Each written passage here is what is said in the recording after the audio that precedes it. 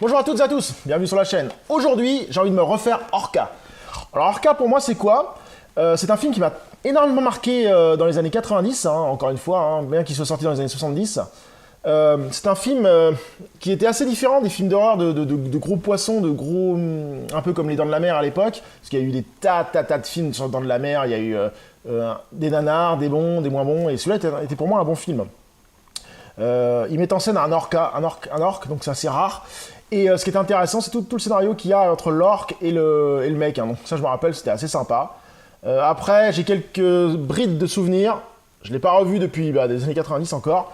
Et je sais pas s'il a bien vieilli, mauvais vieilli. Donc on va voir ça tout de suite. Hein. Je vais dire un peu de quoi ça parle.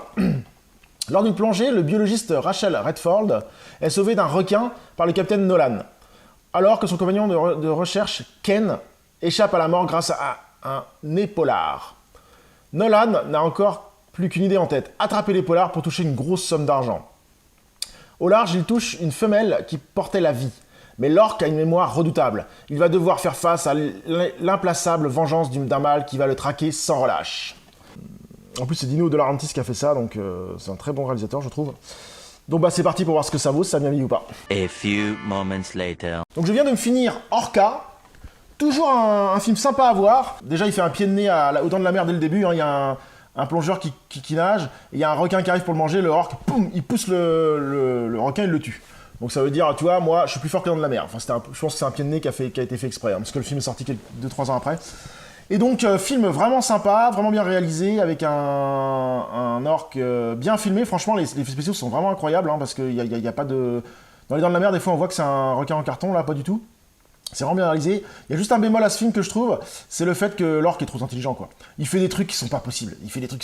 Et à un moment, j'ai fait, waouh, qu'est-ce que c'est que cette histoire? Juste pour exemple, dans un port, il tape une canalisation d'essence ou d'huile ou je sais pas trop quoi, et il tape un truc pour faire tomber la lampe dessus pour que ça fasse du feu. Enfin, alors là, j'ai fait, waouh, attends, le mec, c'est quoi ce poisson?